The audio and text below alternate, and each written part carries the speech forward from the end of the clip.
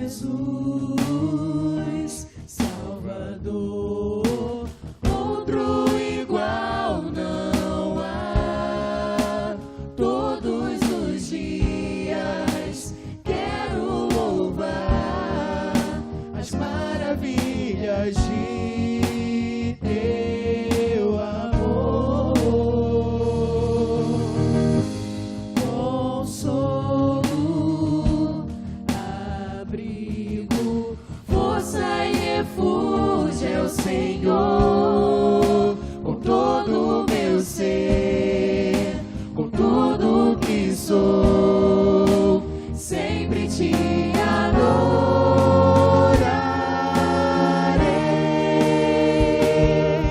Aclame ao Senhor toda a terra e cantemos poder, majestade, louvores ao Rei.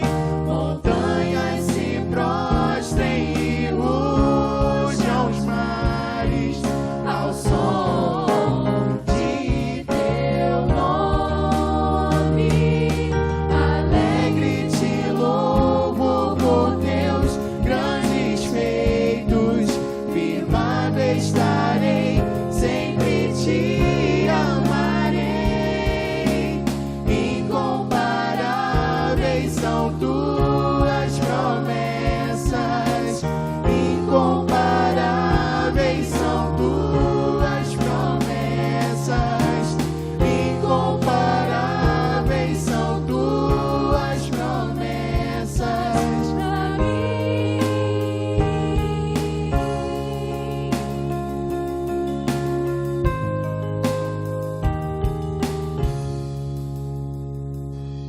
Amém. Louvado seja o nome do Senhor.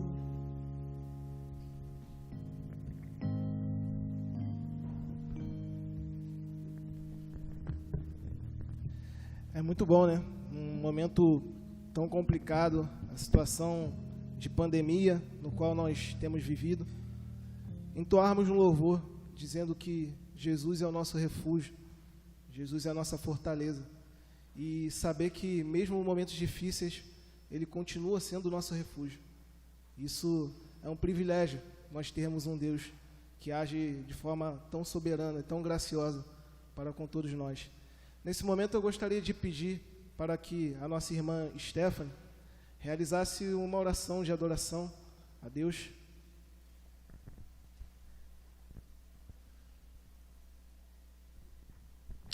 Boa noite, irmãos. Oremos. Senhor Deus, obrigada, Pai, por nós estarmos aqui na Tua presença, louvando e bendizendo ao Teu santo nome. Como é bom, Senhor, adorar o Senhor. Como é bom, Senhor, termos a Ti como Pai e nosso Salvador. Obrigada por este momento de adoração, que o Senhor venha continuar colocando em nós, Deus, o desejo, Senhor, no nosso coração de continuarmos, Senhor, na Tua presença, Te louvando e Te bendizendo. E que a gente venha sempre colocar, ó Deus, no nosso coração e na nossa vida, Senhor, a adoração ao Senhor em primeiro lugar. Que a gente coloque o Senhor, Deus, em primeiro lugar. Porque assim como a Tua palavra diz, Deus, para a gente buscar ao Senhor em primeiro lugar, para que tudo seja acrescentado nas nossas vidas. E que a gente venha cumprir isso, Senhor, no nosso dia a dia. Por mais, ó Deus, que a nossa vida seja corrida, que a gente não venha somente cultuar aqui dentro do templo, mas que a nossa vida venha ser constante culto, que a gente venha adorar a Ti, Senhor, assim ao acordar, antes de dormir, ó Deus, em nome de Jesus, Senhor, faça isso em nós. É a oração que Te faço e Te agradeço. Amém.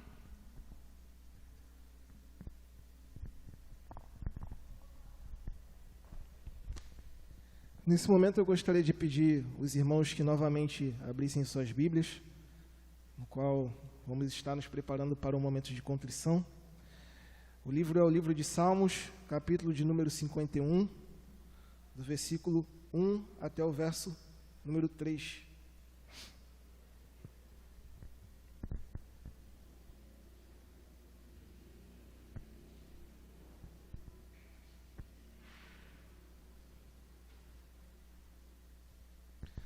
Compadece-te de mim, ó Deus, segundo a tua benignidade e segundo a multidão das tuas misericórdias.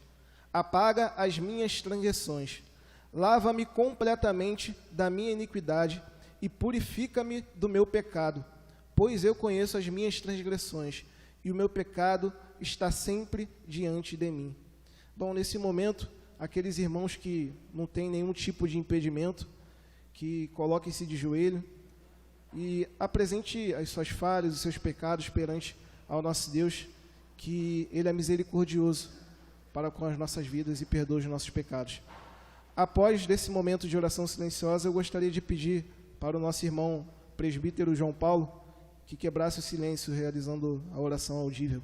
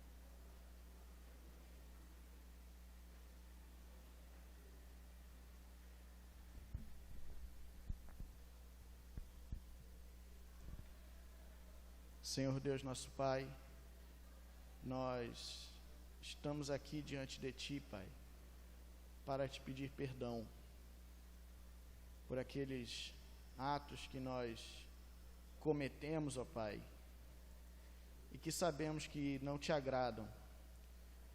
Nós sabemos, ó Pai, que o nosso coração está cheio de coisas, ó Pai, que não condizem com a Tua vontade, com a Tua palavra.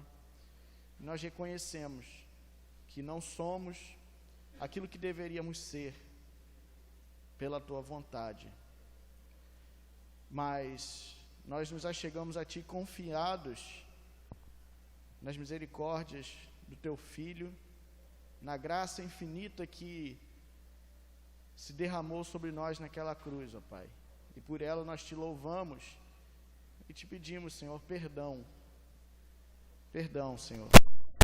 Nós queremos caminhar em novidade de vida, queremos nos levantar e andar, Senhor, diante de Ti, da maneira como Te agrada, Pai, da maneira como a Tua palavra nos ensina. Te pedimos então que o Senhor nos perdoe e nos capacite a caminhar a cada dia segundo a Tua vontade e abandonar as velhas práticas, ó Pai. Nós Te agradecemos porque temos a certeza do perdão sempre que nos achegamos a Ti. E essa é uma promessa preciosa, Pai. Glorifica o Teu nome em nós, através da nossa santificação, que eu Te peço em nome de Jesus. Amém.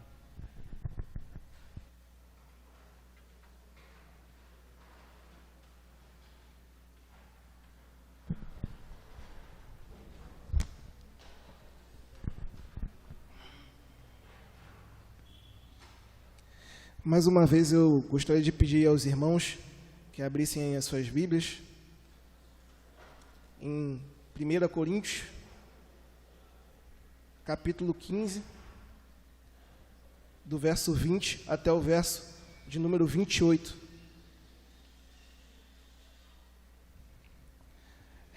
Realizaremos a leitura de forma alternada, tá bom, irmãos?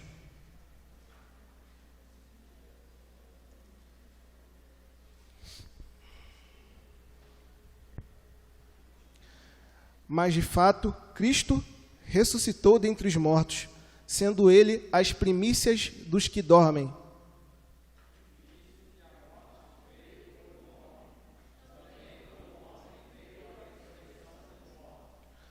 Porque assim como em Adão todos morrem, assim também todos serão vivificados em Cristo.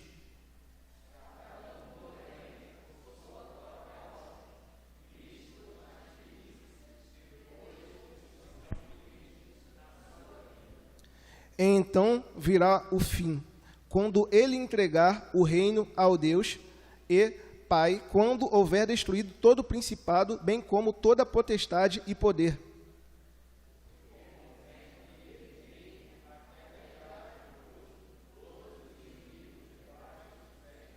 O último inimigo a ser destruído é a morte.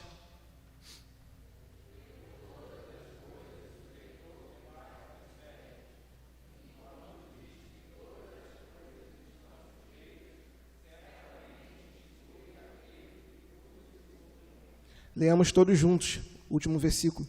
Quando, porém, todas as coisas lhe estiverem sujeitas, então o próprio Filho também se sujeitará àquele que todas as coisas lhe sujeitou, para que Deus seja tudo em todos. Amém. Nesse momento eu gostaria de chamar o nosso reverendo, nosso preletor da noite, reverendo Alan Cioli, no qual aceitou o convite da nossa mocidade, está aqui trazendo a mensagem neste dia. Eu gostaria também de chamar o nosso conselheiro, Diácono Cleide, para que realize essa oração de iluminação pela palavra.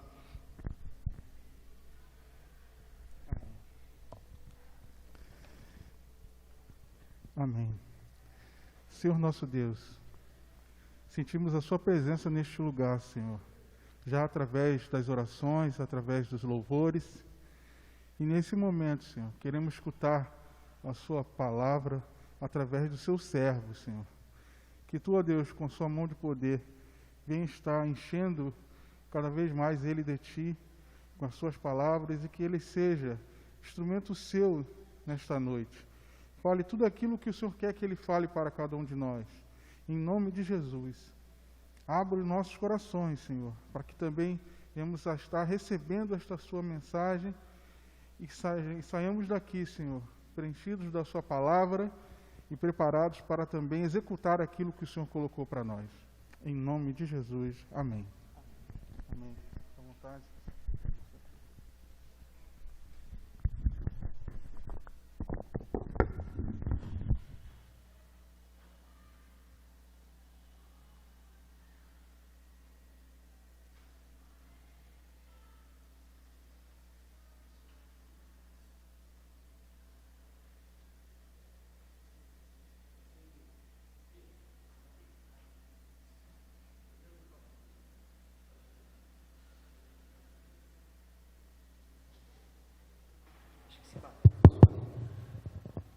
Eu ia dizer, acho que se bater funciona. Irmãos, boa noite a todos, que a graça e a paz do Senhor Jesus esteja com todos aqui e se manifeste de maneira poderosa, né, pela sua santa palavra. Feliz pelo convite, né, a todos, pela recepção. Para aqueles que não sabem, eu estou num projeto de plantação, na verdade uma plantação, né? O projeto já está em andamento, a plantação de uma igreja presbiteriana em Nova Iguaçu, e é uma honra, então, vir aqui nessa noite compartilhar com os irmãos da palavra do Senhor. A morte, da morte, na morte de Cristo. Confesso aos irmãos que, quando me foi dado esse tema pelo Rony, eu fiquei até tranquilo. Falei, que bom, os jovens de fato querem teologia, né? Querem conhecimento, querem aprofundamento bíblico, porque um tema como esse, de John Owen, né, não poderia ser menos do que isso. Então, irmãos, vamos para o desafio dessa noite, diante do texto selecionado, para entendermos, não sei se todos compreendem bem esse tema dado, esse título dado, a morte, da morte, na morte de Cristo. Os textos que foram lidos nessa noite, textos relacionados com morte e ressurreição de Jesus, são textos chaves para entender o que significa esse tema, tá bom? Mas nós vamos chegar nele. Convido todos a abrir suas Bíblias ou ligarem, quem estiver com ela no celular, mas que encontrem então o texto de Gênesis.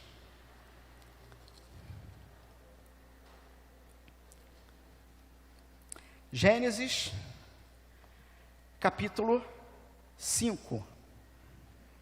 Eu vou fazer a leitura do capítulo 5 até o capítulo 6, verso 10. Tá bom? Vamos meditar nessa porção essa noite. Todos encontraram? Vamos ficar de pé para a leitura?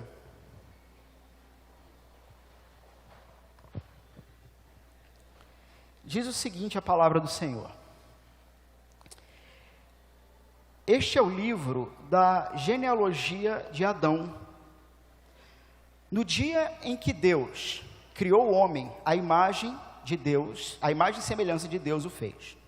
Homem e mulher os criou e os abençoou e lhes chamou pelo nome de Adão, no dia em que foram criados. Viveu Adão 130 anos e gerou um filho à sua semelhança, conforme a sua imagem, e lhe chamou Sete. Depois que gerou a Sete, viveu Adão 800 anos e teve filhos e filhas. Os dias todos da vida de Adão foram 930 anos e morreu. Sete viveu 105 anos e gerou a Enos.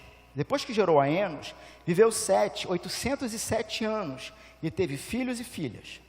Todos os dias de Sete foram 912 anos e morreu. Enos viveu 90 anos e gerou a Cainã. Depois que gerou a Cainã, viveu Enos 815 anos e teve filhos e filhas. Todos os dias de Enos foram 905 anos e morreu. Cainã viveu 70 anos e gerou Maalalel. Depois que gerou a Maalalel, viveu Cainã 840 anos e teve filhos e filhas. Todos os dias de Cainã foram 910 anos e morreu. Maalalel viveu 65 anos e gerou a Jered. Depois que gerou a Jered, viveu Maalalel 830 anos e teve filhos e filhas. Todos os dias de Maalalel foram 895 anos e morreu. Jered viveu 162 anos e gerou a Enoque. Depois que gerou a Enoque, viveu Jered 800 anos e teve filhos e filhas. Todos os dias de Jered foram 962 anos e morreu. Enoque viveu 65 anos e gerou a Matusalém. Andou Enoque com Deus e depois que gerou a Matusalém, viveu 300 anos e teve filhos e filhas. Todos os dias de Enoque foram 365 anos. Andou Enoque com Deus e já não era, porque Deus o tomou para si. Matusalém viveu 187 anos e gerou a Lameque. Depois que gerou a Lameque, viveu Matusalém 782 anos e teve filhos e filhas. Todos os dias de Matusalém foram 969 anos e morreu. Lameque viveu 182 anos e gerou um filho. Pôs-lhe o nome de Noé, dizendo: Este nos consolará dos nossos trabalhos e das fadigas das nossas mãos, nesta terra que o Senhor amaldiçoou. Depois que gerou a Noé, viveu Lameque 595 anos e teve filhos e filhas. Todos os dias de Lameque foram 777 anos e morreu. Era Noé da idade de 500 anos e gerou a Sem, Cã e Jafé. Como se foram multiplicando os homens na terra, e lhe nasceram filhas, vendo os filhos de Deus que as filhas dos homens eram formosas, tomaram para si mulheres, as que entre todas mais lhe agradaram. Então disse o Senhor: O meu espírito não agirá para sempre no homem, pois este é carnal, e os seus dias serão 120 anos. Ora, naquele tempo havia gigantes na terra, e também depois, quando os filhos de Deus possuíram as filhas dos homens, as quais lhes deram filhos, estes foram valentes, varões de renome na antiguidade. Viu o Senhor que a maldade do homem se havia multiplicado na terra, e que era continuamente mau todo o desígnio do seu coração. Então se arrependeu o Senhor de ter feito o homem na terra, e isso lhe pesou no coração. Disse o Senhor: Farei desaparecer da face da terra o homem que criei, o homem, o animal, os répteis e as aves dos céus, porque me arrependo de os haver feito. Porém, Noé achou graça diante do Senhor. Eis a história de Noé. Noé era homem justo e íntegro entre os seus contemporâneos. Noé andava com Deus. Até aqui. Podem tomar assento.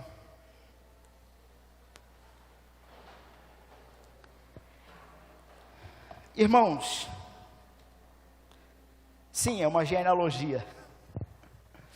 É uma, não tão longa, mas uma genealogia, né? Nós nos encontramos aqui nesse texto, dentro de uma beirada de algo que Deus planejou para a raça humana que caiu. Nós encontramos aqui nesse texto numa espécie de preâmbulo. A gente poderia chamar de a beira do juízo. Fato é que a humanidade hoje, o ser humano hoje, em nada difere dos homens da humanidade do passado. Em absolutamente nada. Aqui, na beira desse juízo, não sei quantos sabem, mas creio que a maioria, logo na sequência vem a história de Noé e a famosa história da arca de Noé. Deus exercendo juízo sobre a terra, sobre a criação, sobre todo ser vivente. Vivemos hoje um período em que um determinado juízo de Deus também já foi feito. Na verdade, nós estamos meio que passando por esse juízo, né? É lógico que o Senhor Jesus Cristo ainda há de voltar e consumar todas as coisas, e enfim, e todo o juízo será completado.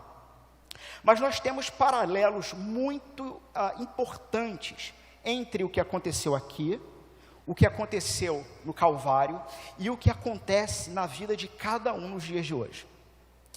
Irmãos, nós sabemos então, Gênesis 1 e 2 fala da criação. Fala da criação, Deus prepara a matéria, prepara a terra, Ele traz vida e tudo mais. E aí, o texto vai dizer que Deus, Ele prepara um jardim. Isso é uma coisa importante. Então, vão guardando as coisas importantes, porque depois a gente vai juntar tudo. Tá ok? Deus preparou um jardim. Então, você tem a criação, você tem uma determinada criação para fora do jardim, e no jardim fica muito claro que há um limite, há uma delimitação em que Deus, de propósito, Ele delimita, Ele cria, Ele prepara e coloca ali o que nós conhecemos como a coroa da criação, o ápice da criação. O único ser criado à imagem e semelhança de Deus. Quem? A gente, nós, seres humanos, na figura ali dos nossos primeiros pais, Adão e Eva. Tá ok? Se nós prestarmos muita atenção no capítulo 1 e o capítulo 2 de Gênesis, nós vamos perceber que Deus, Ele tem um carinho muito especial com toda a sua criação, mas principalmente com a humanidade. Então Ele cria aquele ambiente para que a humanidade possa, a partir dali, se desenvolver, crescer e multiplicar. E Adão e Eva, junto com a humanidade que viria, tinham uma missão ali no Éden, que era o quê? Expandir o jardim. Então, nós temos algumas ideias bem interessantes de Gênesis 1 até aqui, no capítulo 5, 6. O ser humano foi criado à imagem e semelhança de Deus. E é importante nós sabermos também o seguinte: quem escreveu o Pentateuco? Para quem não sabe, Moisés. Eu ia falar Noé. Moisés escreveu o Pentateuco. Em qual contexto? Saíram do Egito, saíram da escravidão do Egito, estão andando pelo deserto, ok? E Moisés então está registrando o Pentateuco, registrando os livros. Com qual objetivo? Dentre tantos objetivos, o povo de Deus precisa agora ser trabalhado. Obrigado. O povo de Deus precisa ser trabalhado, porque depois de arredondando 400 anos escravo no Egito, o que eles mais conheceram foram outros deuses. Logo, qual é o contexto cultural de Gênesis, quando Gênesis foi escrito?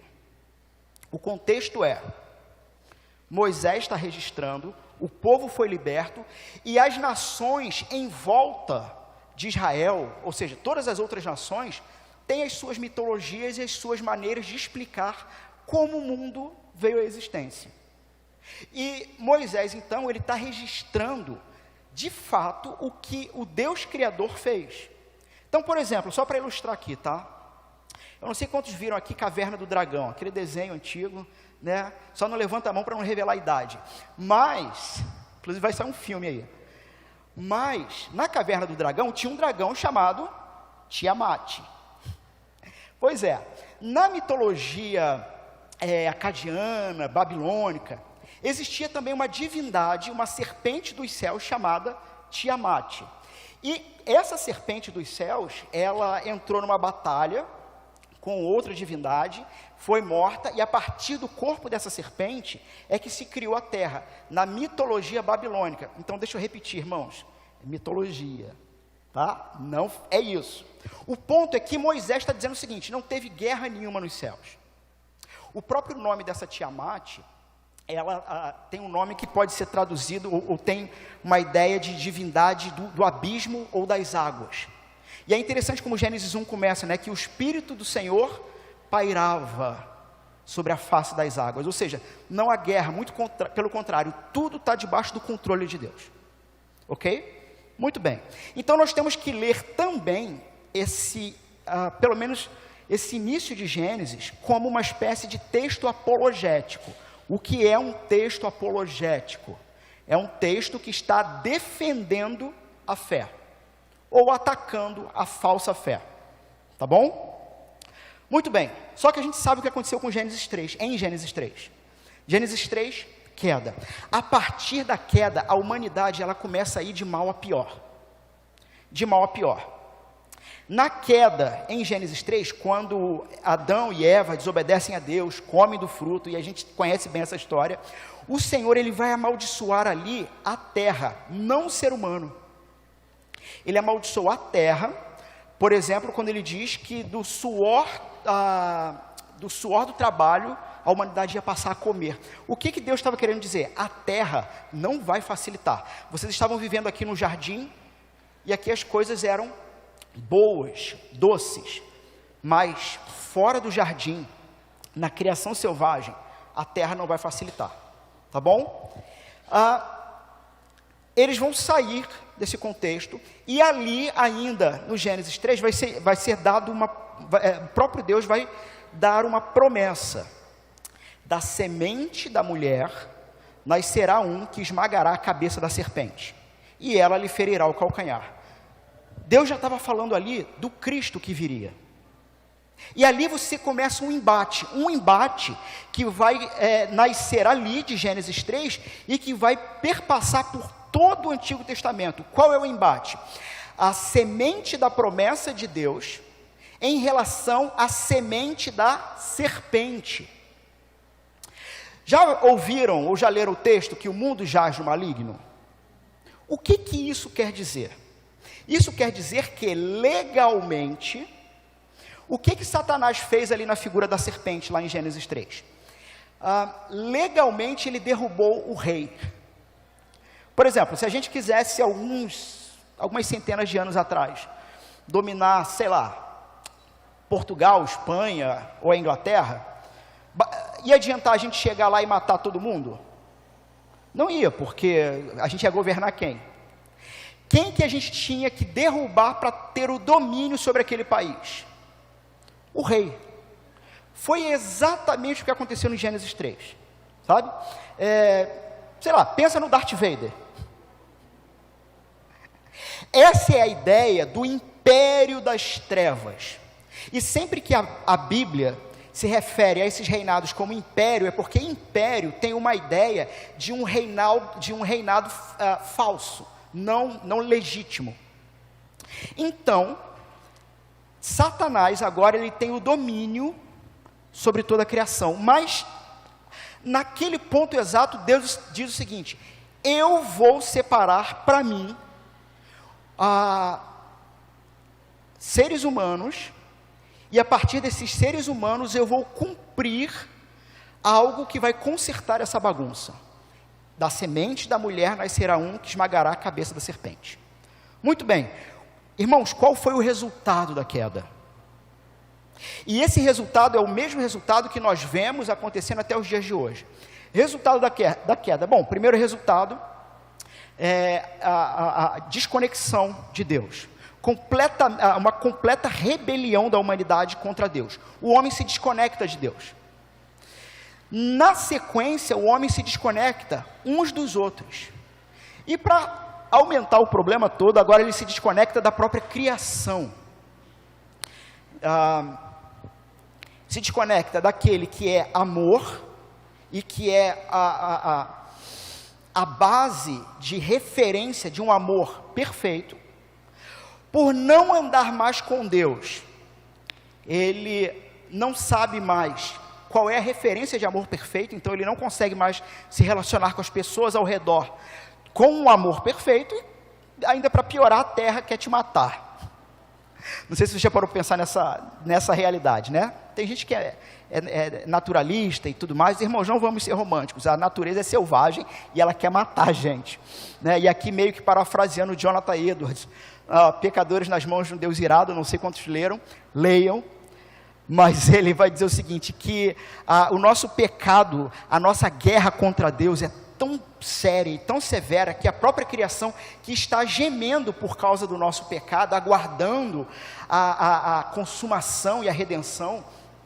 Jonathan Edwards vai dizer que a terra, se pudesse, se abriria e engoliria, tragaria cada ser humano, porque esse ser humano mantém fôlego de vida com o único objetivo de pecar contra Deus. Então a realidade é, a humanidade está desconectada de Deus, por causa de Gênesis 3, desconectados uns dos outros e desconectados da própria criação. Eles saem do jardim, o jardim era seguro, fora do jardim é selvagem, a terra não vai facilitar. E na sequência disso, Caim e Abel.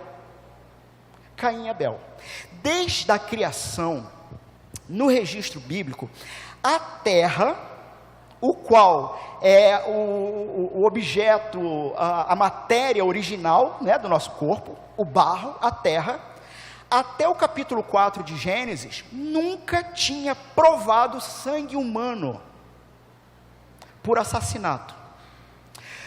No relato de Caim e Abel, então, a terra prova sangue humano, o sangue de Abel passa a exigir justiça da própria terra, e Deus agora amaldiçoou o ser humano. Lá no Gênesis 3, o ser humano não foi amaldiçoado, ele recebeu uma punição pelo pecado, mas ele não foi amaldiçoado, porque a semente da promessa viria do ser humano. Mas em Caim e Abel, você tem agora o próprio Deus amaldiçoando Caim. Até aqui todos lembram dessa história, não é? Muito bem. E aí, no finalzinho do capítulo 4, você tem a descendência de Caim. Nós vemos que na descendência de Caim, os descendentes de Caim criaram instrumentos, criaram gado, pensaram em arquitetura e urbanismo. Como assim arquitetura e urbanismo? Eles foram os primeiros a morarem em tendas. Você tem o início da ideia de uma construção de uma cidade, algo que depois vai desembocar de maneira grave lá na Torre de Babel, mas isso fica para um outro dia. Mas você tem ali o princípio da humanidade se organizando em sociedade, mas a partir de uma semente corrupta que foi amaldiçoada. Então nós temos que lembrar o seguinte: Adão, Eva, tiveram Abel, Abel foi morto, Deus deu outro filho para Eva chamado Sete, e a partir de Sete você tem toda a linhagem da promessa sendo mantida em qual contexto? Luta, muita luta, tá bom? No finalzinho do capítulo 4, no final da descendência de Caim, nós temos o ápice da maldade humana. O ápice da maldade humana. Então o ser humano, ele já odeia Deus, ele já odeia o próximo, ele mata o próximo para ter algum tipo de ganho pessoal, nem que seja orgulho. Ele mata o próximo, e quando você chega num certo Lameque, da descendência de Caim, você tem ali uma ode à maldade. Se você pensa que Caim era ruim, depois você lê com calma o finalzinho do capítulo 4, você vai ver que esse descendente de Caim, o Lameque, ele vai fazer uma poesia, e nessa poesia ele vai, como se ele estivesse com as mãos cerradas para os céus, desafiando Deus e dizendo o seguinte: olha só, que todos saibam e vejam, Caim matou um, Eu matei 2. E ele fala isso com prazer. Eu matei 2. Um porque me feriu, o outro... um porque me feriu e o outro porque me pisou. Então eu matei 2. E mais. Esse Lameque, ele se apresenta como o primeiro bígamo do registro bíblico, o primeiro homem com mais de uma mulher. Para tu ver como é que esse negócio é errado mesmo. Isso vem da descendência ruim, da linhagem ruim, um homem com mais de uma mulher. Ele vai fazer então um desafio para Deus, dizendo que se você vingou Caim assim, vai ter que me vingar muito mais. E assim termina o capítulo 4. Se o capítulo 4 terminasse aqui, ou se o texto bíblico terminasse aqui, estaríamos todos perdidos. Todos. Qual é o contexto e qual é a cosmovisão da época? Todos estamos perdidos. Por quê? Porque nos desconectamos de Deus, porque odiamos uns aos outros e nos matamos. E aí vem a virada do jogo, capítulo 5. Se os irmãos prestarem atenção,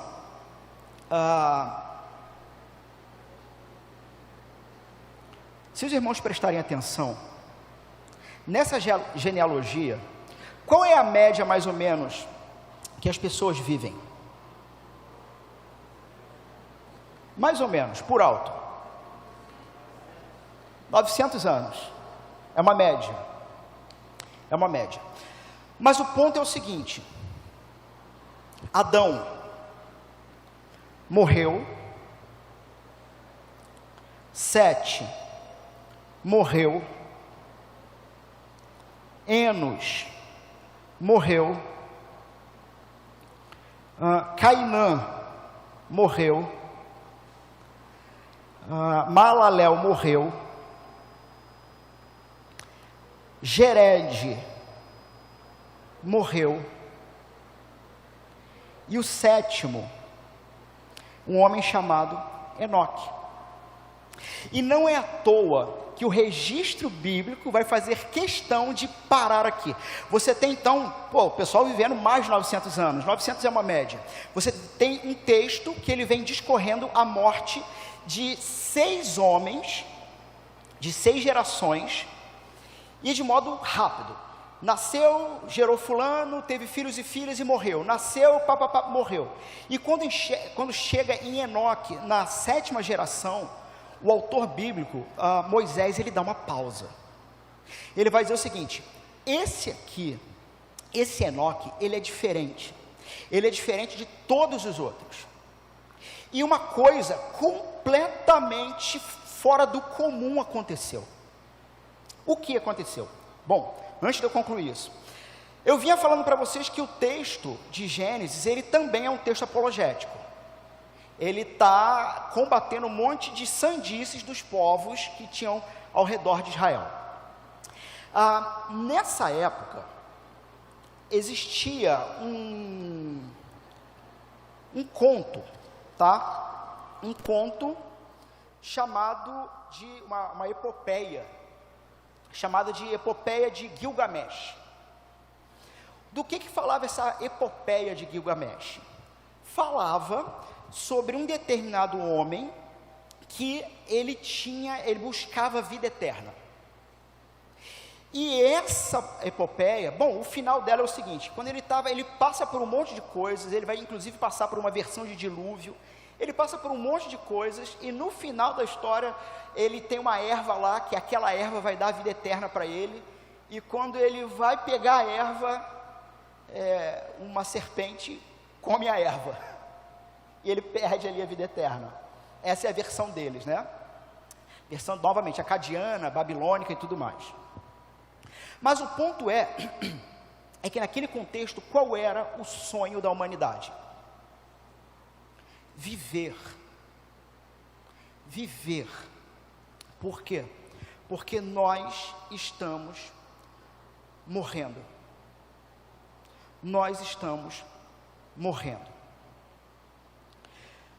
No capítulo 5, você tem, pela primeira vez, depois de todas essas gerações, alguém que não morreu. E você tem então um relato do seguinte: veja, ainda é possível não morrer, ainda é possível viver e viver para sempre. Nós temos então aqui um contraste. Quem é o homem mais feliz do capítulo 5 de Gênesis?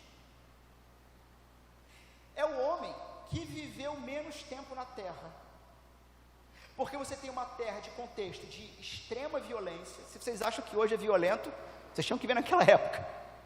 Você tem uma época de extrema violência, sobretudo com mulheres e crianças. Extrema violência, você tem uma época em que tudo é difícil.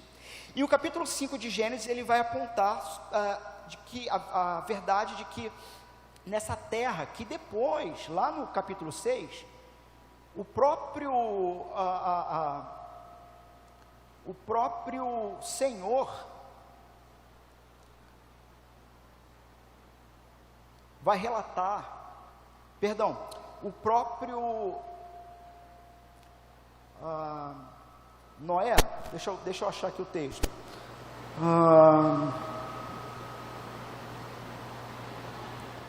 Bom,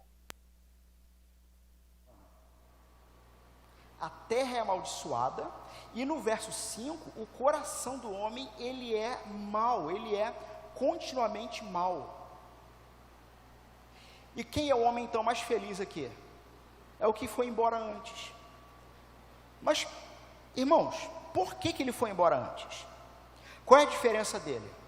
Ele foi embora antes porque existia uma coisa melhor do que viver nessa terra.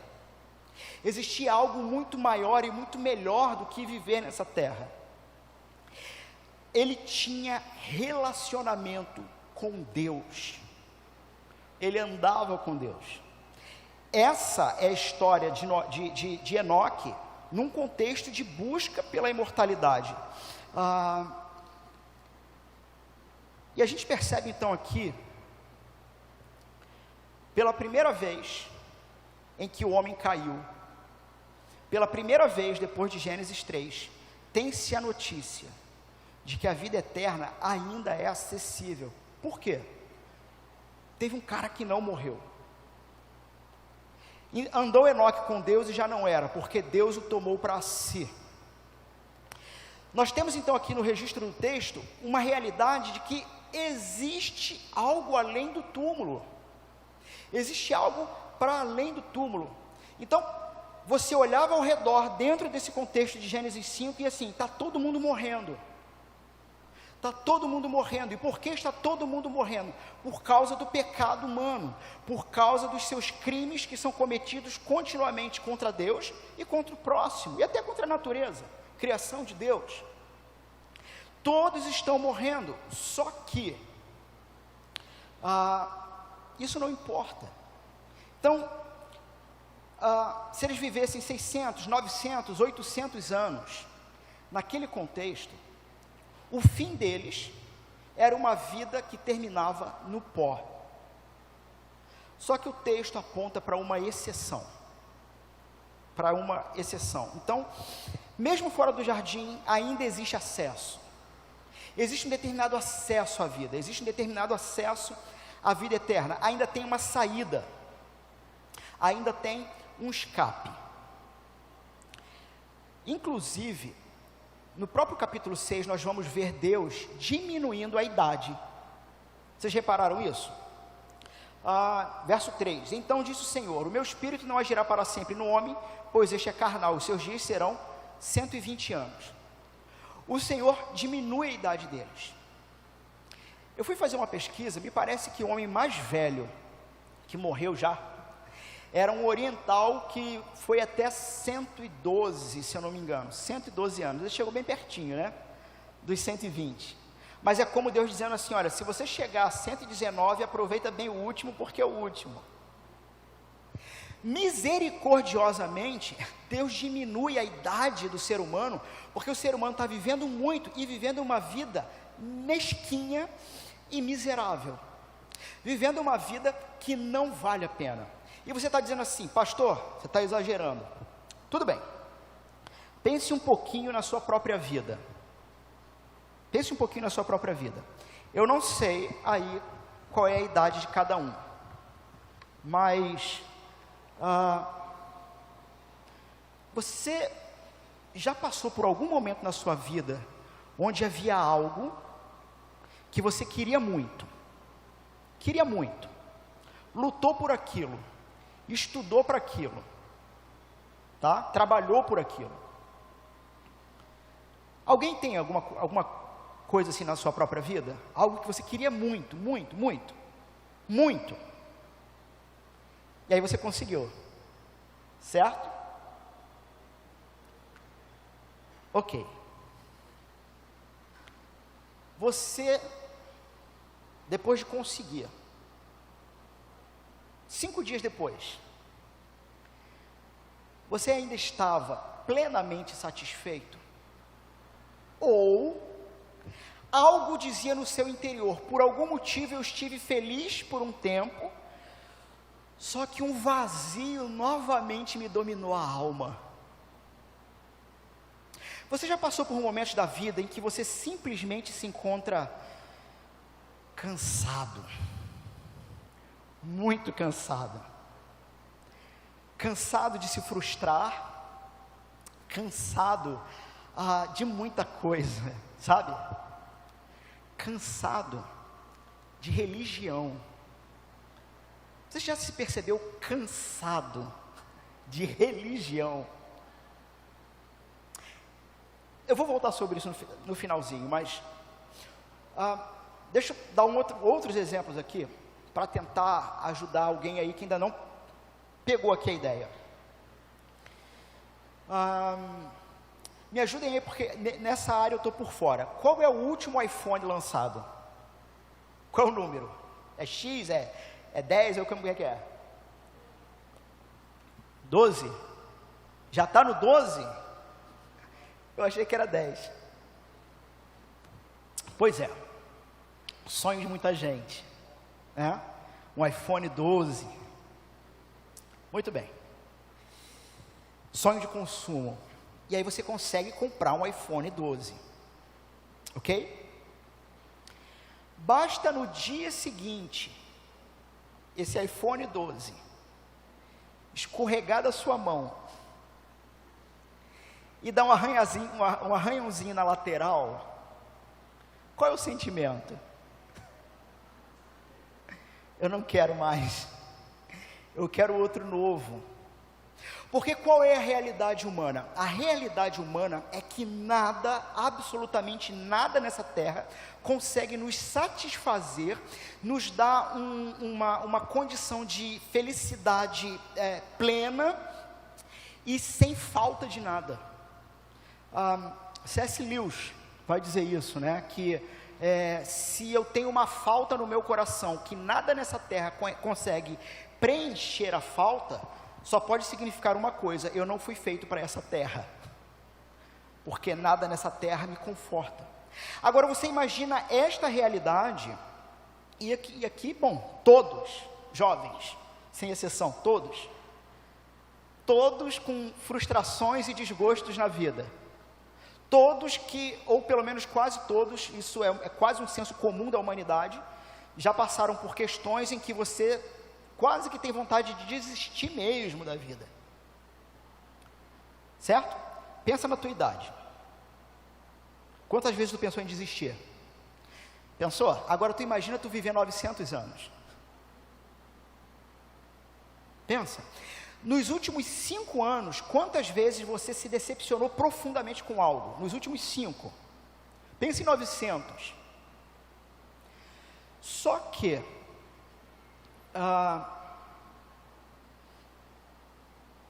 existe ainda uma saída. E a saída não é a morte. Mas Gênesis 5 nos relata que um homem não morreu. A gente sabe que a Bíblia fala sobre 2 homens, né, que não morreram. Enoque e Elias, o profeta Elias. Foi levado aos céus. Só que, para que essa saída, de fato, seja uma saída para você, você tem que andar com quem? Com Deus. O que me parece que é o oposto da humanidade. Com quem os homens estão se relacionando hoje? Com a terra. Unicamente com a terra, desconectados do céu, desconectados do Senhor do céu. O homem, ele não vive mais nenhuma ligação com o eterno, mas o homem hoje vive uma vidinha miserável, tentando buscar consolo e conforto a partir do que é produzido da terra e pela terra. E qual é o fim desse homem? A morte. A morte. Sem a presença de Deus, o ser humano, ele tenta viver a partir do que é finito. E, meu amigo, se você acha que vai extrair vida do chão, você está perdido.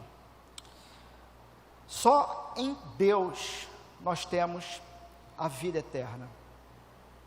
O que a terra produz hoje no ser humano é fadiga, cansaço e esgotamento.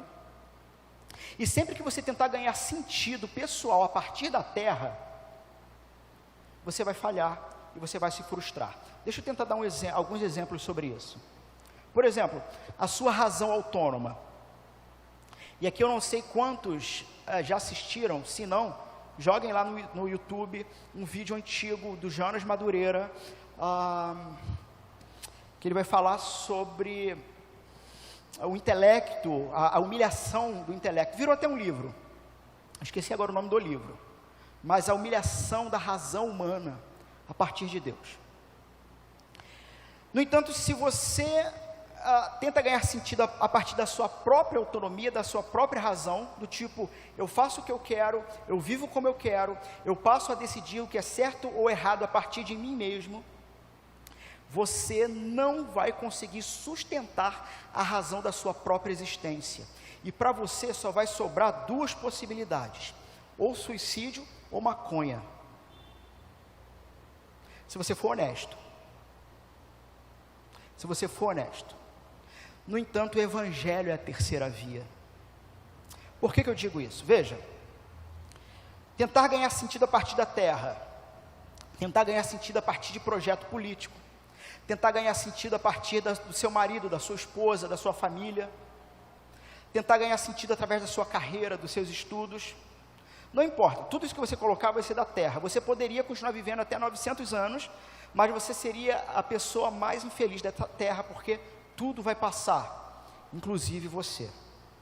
Muito bem, a saída do texto é essa: andar com Deus.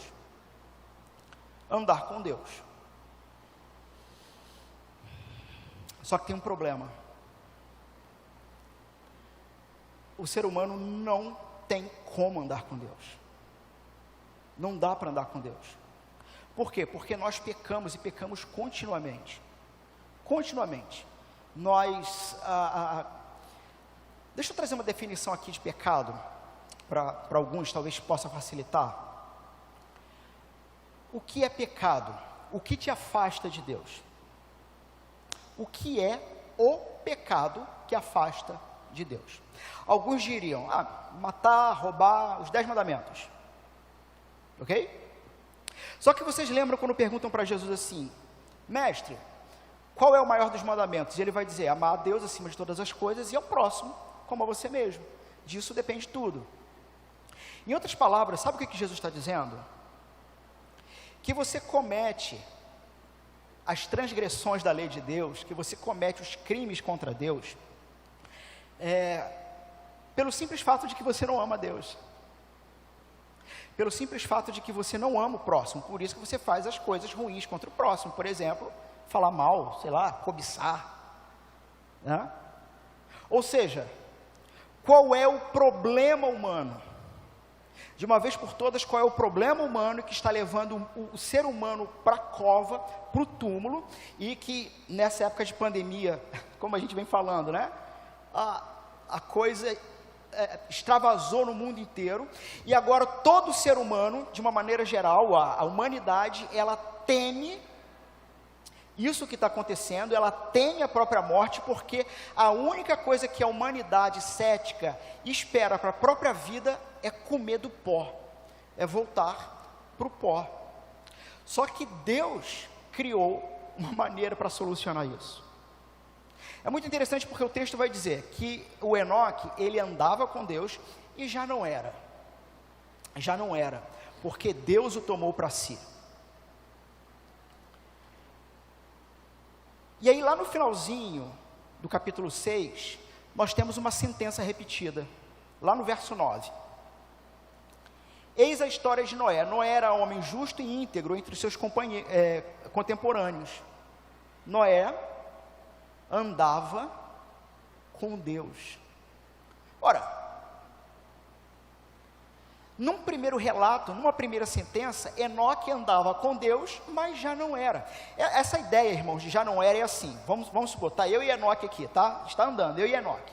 E aí, Enoque, tudo bem, de repente eu olho e já não é. Já não está. Ele já deixou de ser, porque Deus o tomou para si. E aí lá na frente você tem a mesma sentença. Noé andava com Deus. Por que Noé também não foi tirado, não foi levado? Porque Deus tinha um plano. Qual era o plano?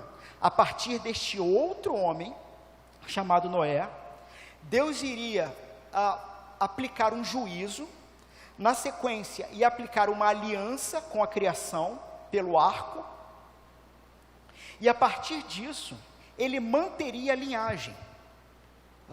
Abraão, Isaac, Jacó, que vai ter o nome mudado para Israel. Jacó vai ter, de Jacó, terão as 12 tribos de Israel. Uma dessas tribos, um dos filhos de Jacó, vai ter o nome de Judá. E em todo esse processo, Deus está mantendo a linhagem da promessa dele. Judá vai ter alguns filhos, até que tem um filho chamado Jessé. Filho que eu digo é tataraneto, algo assim. Tá? Jessé tem um filho direto chamado Davi.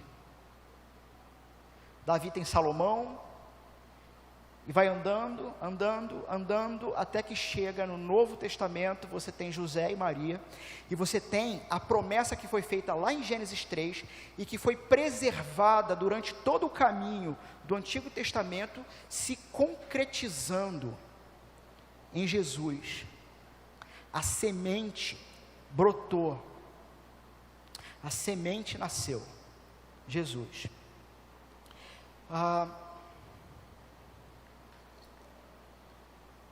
Jesus, ele vai se provar maior e melhor do que Enoque, porque Jesus, ele também andava com Deus. Jesus é o Filho de Deus, é o Filho unigênito de Deus, e Jesus se oferece como sacrifício, oferece o seu corpo como sacrifício, para que todos os que cometem crimes contra Deus não precisem pagar mais com a própria vida.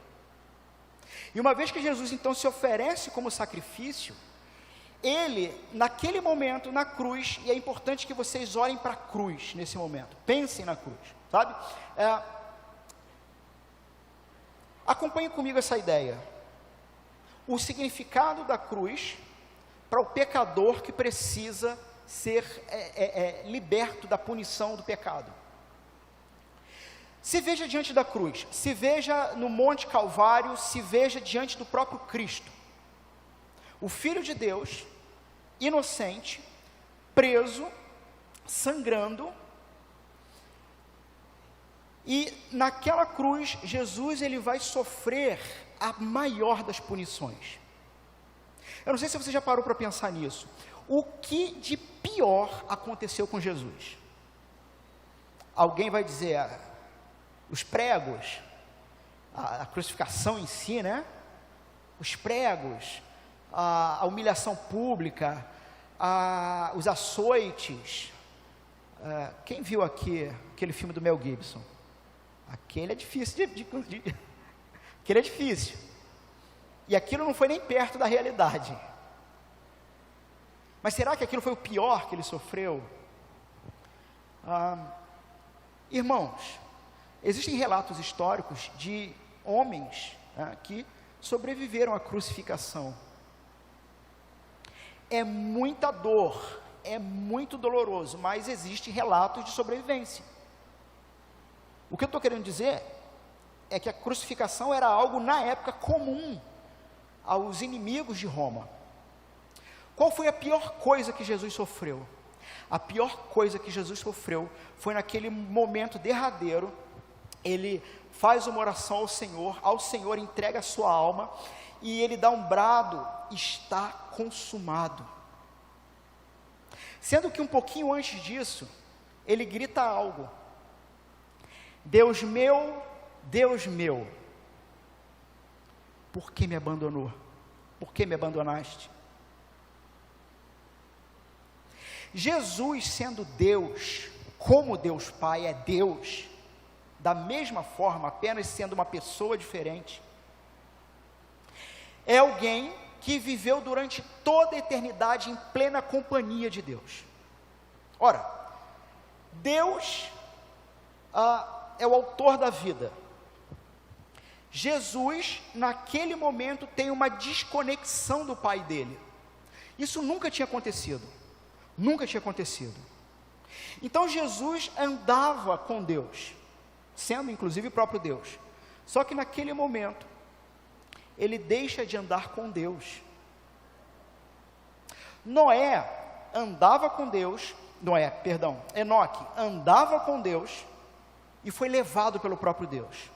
Jesus andava com Deus e deixou de andar com Deus, para que se abrisse um caminho para que nós andássemos com Deus. Jesus abriu mão da sua perfeita e plena comunhão durante um período da sua existência, para que nós tivéssemos a nossa existência ressignificada no que ele fez na cruz. A vida de Enoque afirma que os que andam com Deus nesse mundo podem ainda experimentar vida e não morte. A vida e a morte de Jesus provam que Deus tanto amou o seu povo, tanto amou a raça humana, que o Filho dele deixou de andar com ele para que nós vivêssemos. Mas tem um detalhe importantíssimo nessa equação. Qual é o detalhe importante? Que nós temos que acreditar nisso, nós temos que ter fé nisso. Mas você já parou para pensar o que significa ter fé em Jesus? O que significa isso? Sim, a ideia de fé em Jesus, ela tem várias implicações envolvidas.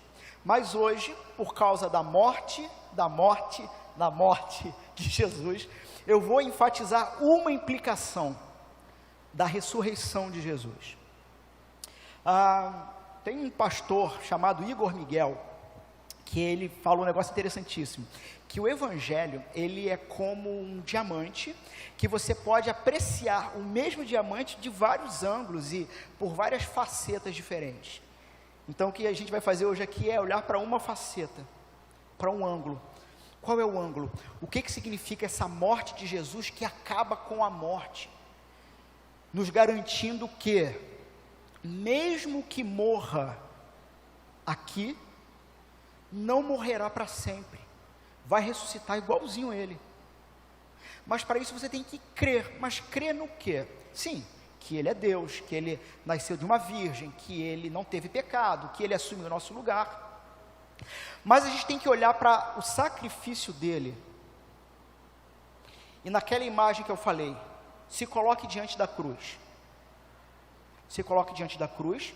Você é um pecador, o Filho de Deus inocente, pendurado ali. E o momento em que ele grita, Deus meu, por que me desamparaste, por que me abandonaste? Ali foi a pior coisa que ele sofreu, porque ali ele sofre o que a gente pode poeticamente afirmar, tá? Ele sofre uma punhalada no coração do próprio pai. O ser, o objeto de amor do filho, o abandona e o deixa ali, aos abutres, para morrer.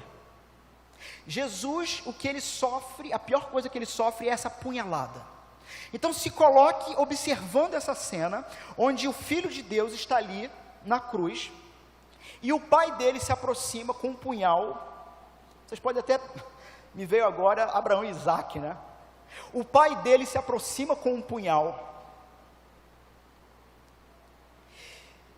e sobre Jesus, que é o Cordeiro de Deus, sobre ele é feita uma cerimônia, um ritual que se fazia no Antigo Testamento.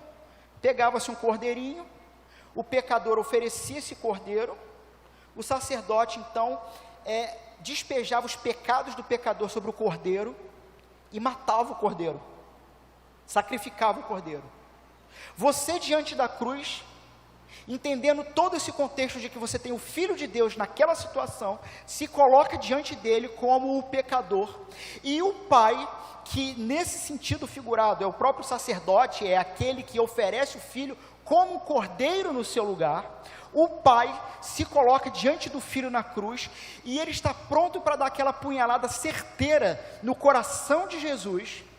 Só que nesse momento você observa que Jesus, ele está recebendo todos os seus pecados, e o pai, ele vai cumprir a sentença, porque o salário do pecado é a morte, porque o pecado exige o sacrifício, e os olhos do pai estão como chamas de fogo, de ira por causa do pecado, e no momento que o pai vai apunhalar o filho, de maneira a cumprir a sua justiça, naquele segundo antes do punhal atravessar o filho, o pai olha para você, ele olha para você, diante do filho, e ele apunhala o filho, olhando para você como quem diz, eu estou fazendo isso, para que você não morra, eu estou fazendo isso, para que você viva. Portanto, a partir desta realidade, honre isso. Honre isso. Quem já viu aquele filme, O Resgate do Soldado Ryan? Recomendo. Basicamente, é a história de um soldado que os irmãos e o pai morreram, só sobrou ele na guerra, e é mandado um pelotão, me parece que de 12 homens, 12 especialistas, soldados especialistas, para tirar ele da guerra, para levar ele para a mãe dele, porque senão a mãe dele não teria mais ninguém. E bom, para quem não viu o filme, infelizmente, vão spoilers. Esses 12 homens, no decorrer do filme, vai morrer todo mundo. Até que na última cena, quando está o soldado Ryan e o seu capitão, prestes à morte certa, o capitão foi atingido, os alemães estão avançando, a história que se passa na Segunda Guerra, os alemães avançando, e aí vem uma cavalaria de aviões, só que o capitão, desculpa o spoiler, gente, já sabe, só que antes de morrer, o capitão vai dizer para o Ryan, pega ele pela sua roupa, puxa ele para perto, e diz o seguinte, faça valer a pena, faça valer a pena, 12 homens morreram, para que você pudesse sobreviver, viva de uma maneira digna. No final do filme, soldado Ryan, velhinho, no cemitério, ele está diante do túmulo do capitão, em prantos, e ele começa a chorar, conversando ali no túmulo com o capitão, e a esposa dele velhinha, ele chama a esposa para perto, fulano, vem aqui, e ele chorando, e ele fala para ela, fala para o capitão, eu fiz o melhor que eu pude, eu tentei viver uma vida digna. Se você tem esse tipo de sentimento, num contexto desse, qual o tipo de sentimento e qual o tipo de atitude de vida que você tem que ter ao perceber o pai sacrificando o filho e olhando para você e dizendo com olhos de fogo: eu estou fazendo isso aqui, mas preste atenção, ele vai ressuscitar. Portanto, acredite no que eu estou fazendo e a partir dessa fé, construa a sua vida de forma digna e honrada desse sacrifício, porque senão haverá um tempo em que ele vai voltar, e quando ele voltar, você que não viveu a partir da fé nesta história, estará perdido. Essa é uma faceta da realidade do Evangelho e da implicação do Evangelho sobre nós. Mas uma segunda faceta interessantíssima é a seguinte: qual é a diferença de Jesus como um sacrifício em relação a todos os sacrifícios que tinha no Antigo Testamento para a remissão de pecados? É que Jesus foi o único sacrifício que ressuscitou. Nenhum outro ressuscitou. Porque o sacrifício de Jesus aniquila o poder da morte. Porque diferente dos outros sacrifícios, você sacrificava e o bicho morria, sacrificava e morria, e você olhava para aquilo e falava: vou ter que continuar sacrificando. Só que Jesus é sacrificado, e diferente dos outros sacrifícios, 3 dias depois ele levanta dos mortos. Com esse ato, provando para toda a criação que ele agora tem o domínio sobre todas as coisas e que a morte não tem mais o comando. A partir disso, podemos viver para sempre. A partir disso, podemos olhar para a nossa vida, olhar para a nossa realidade, entender todas as circunstâncias à nossa volta e dizer o seguinte: mesmo que haja morte, ainda em vida, que eu não viva, mas que Ele viva em mim. E aí você vai poder parafrasear muito bem o que foi dito em relação a Enoque. Enoque já não era, porque andava com Deus, e Deus o tomou para si. O Pedro já não é, porque anda com Jesus, e Jesus o tomou para si. O Rony já não é, porque anda com Jesus, Jesus o tomou para si. O André, a Andréia, a Marcela, a Alexandra, seja quem for, que creia no Senhor Jesus, e de fato viva a partir dessa fé. Vamos fechar nossos olhos?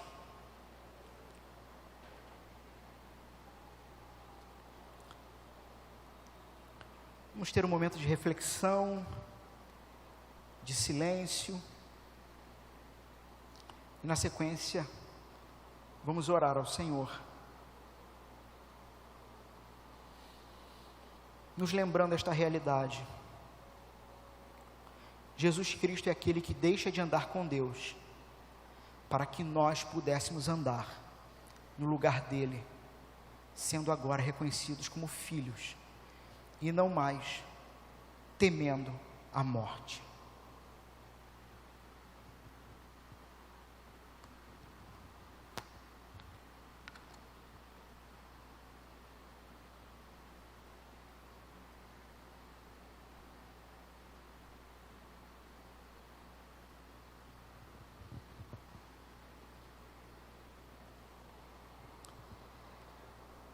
Pai Santo, nós olhamos para a realidade da nossa vida, olhamos para os nossos problemas, olhamos para as nossas dores, muitas vezes nos frustramos com a própria vida, nos cansamos. Quantos podem estar cansados? Quantos podem estar cansados da sua vida, até mesmo religiosa? Senhor, o vigor, a alegria, o contentamento, a satisfação do nosso coração e da nossa alma precisa ser revigorado e estar completamente firmado no Senhor.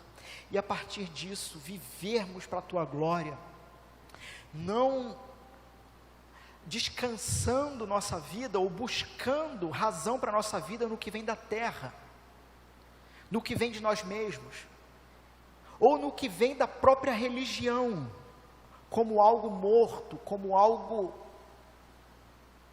legalista, como algo que nos diz faça e você vai ganhar. Mas a morte e a ressurreição do teu filho aponta para outra realidade, a realidade de que foi feito e ele perdeu tudo para que nós ganhássemos tudo no Senhor. A partir disto, Senhor, que a realidade de cada um de nós nesta noite, diante da tua palavra e diante do seu evangelho, seja a realidade da vida. Mesmo que alguns de nós venhamos a experimentar a morte, mesmo que pessoas próximas experimentem a morte, uma vez em Cristo, reconciliados com o Senhor, não há mais por que temer a morte, porque sabemos que viveremos para sempre. Pai Santo, que essa realidade nos alegre e nos traga paz, em nome de Jesus, amém.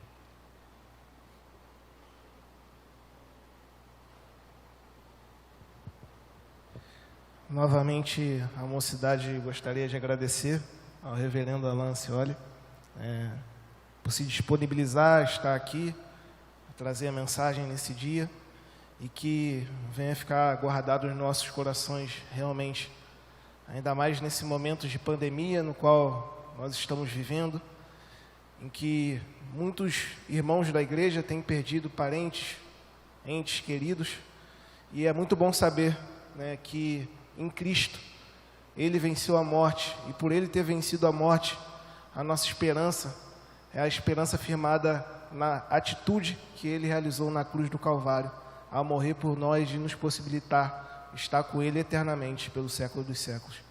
Nesse momento eu gostaria de pedir para que o nosso irmão Guilherme Moura, ele realizasse uma oração, em virtude de toda essa questão que nós estamos passando, nesse momento de pandemia.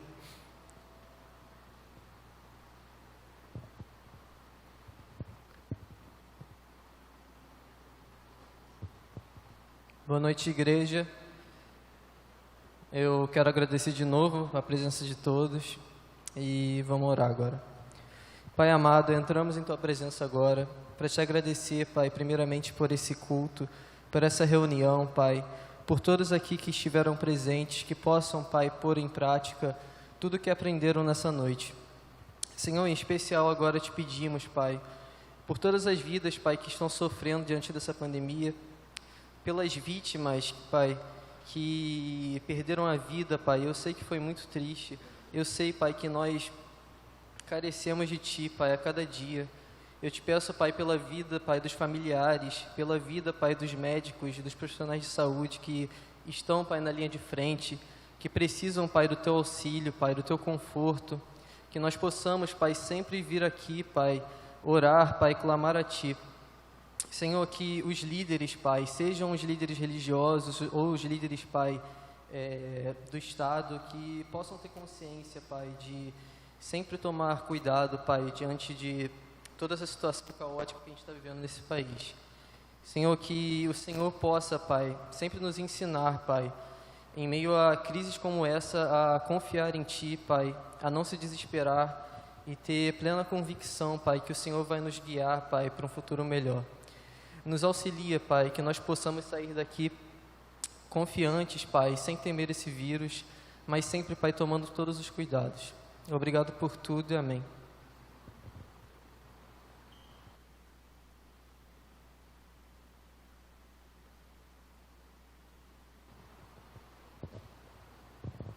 Queria chamar agora o Ministério de Louvor para estar entoando mais um hino.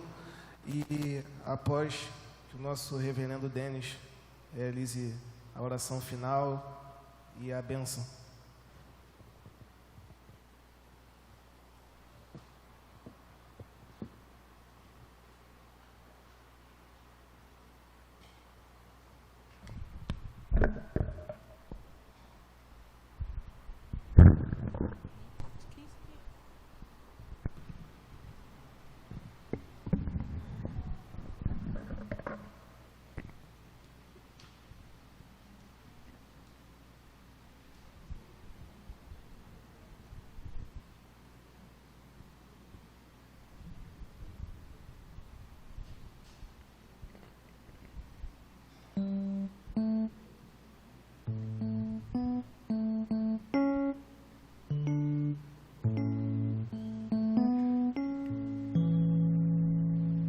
Você pode se colocar de pé.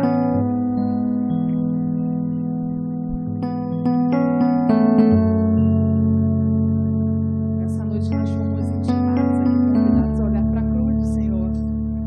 E não há como não se quebrantar diante desse convite maravilhoso de graça, de amor. Que seu coração possa estar se voltando para Ele, para o autor e consumador da nossa fé.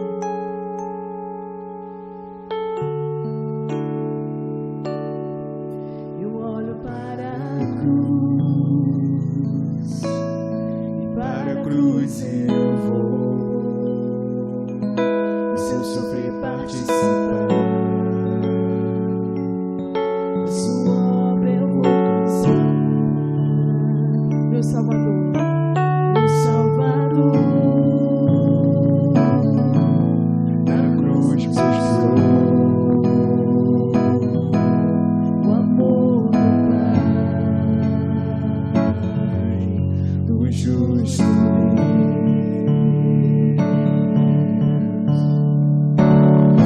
Pela cruz me chamou, gentilmente me atraiu. Eu, sem palavras, me aproximo, quebrantado por seu amor.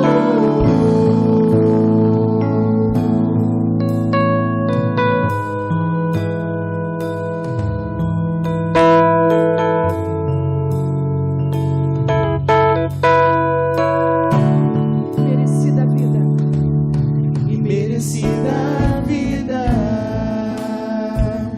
de graça recebi por sua cruz, da morte me livrou, trouxe minha vida, trouxe minha vida. Eu estava condenado, mas agora pela cruz eu fui reconciliado. Cante pela cruz me chamou, gentilmente me atraiu. Eu, sem palavras, me aproximo, quebrantado por seu amor. Pela cruz me chamou, gentilmente me atraiu. Eu, sem palavras, me aproximo, quebrantado por seu amor.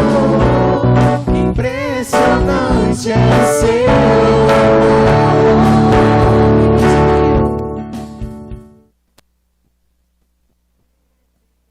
E me mostrou o quanto és fiel.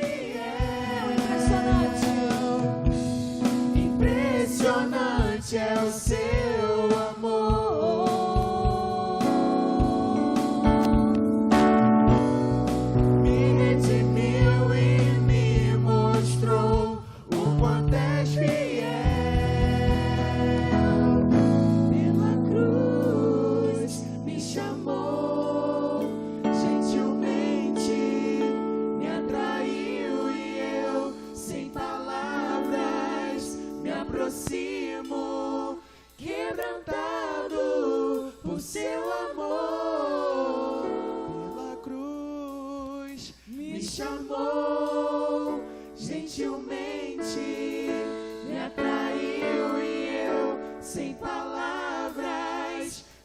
aproximo, quebrantado por seu amor.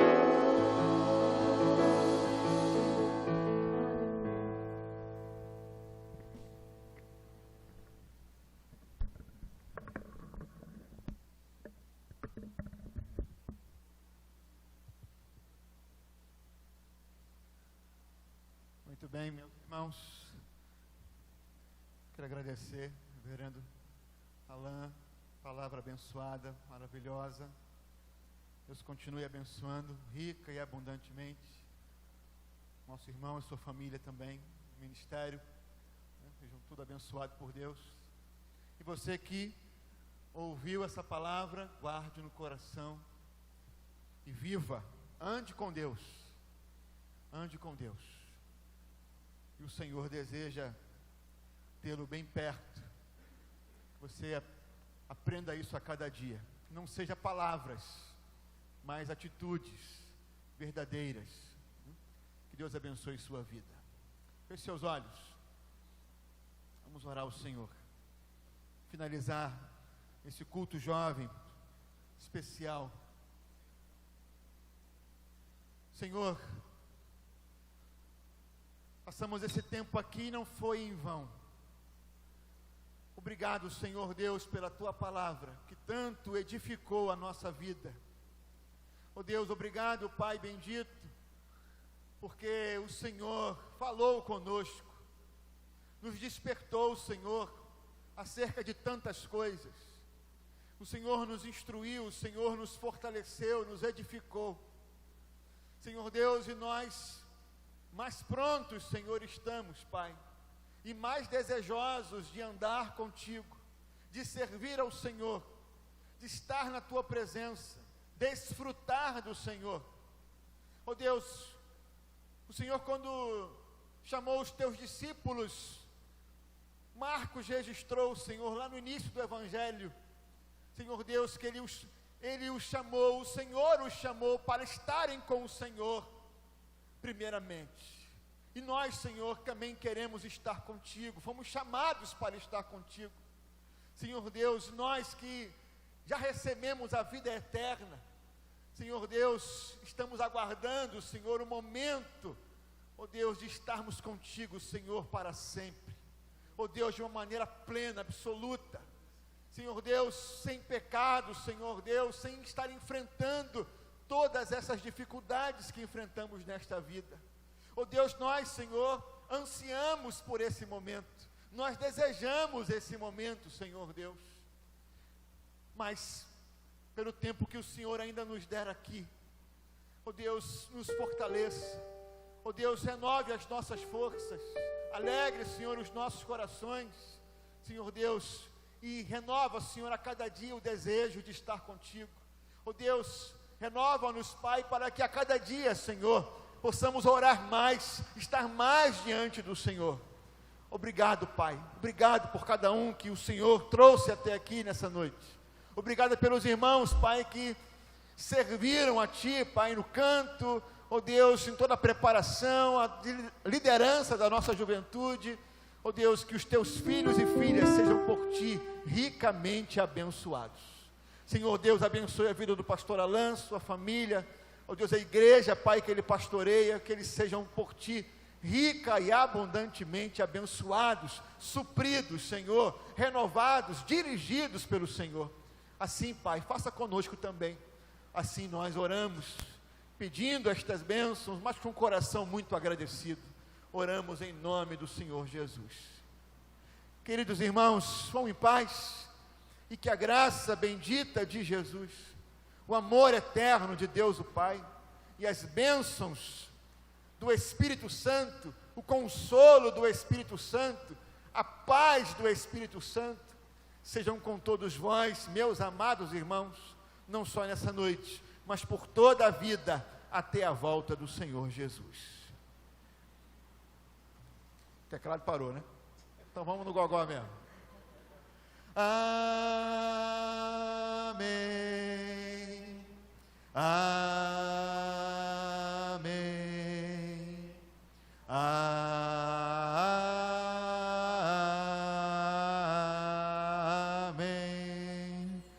em paz. Meus irmãos, um abraço em todos.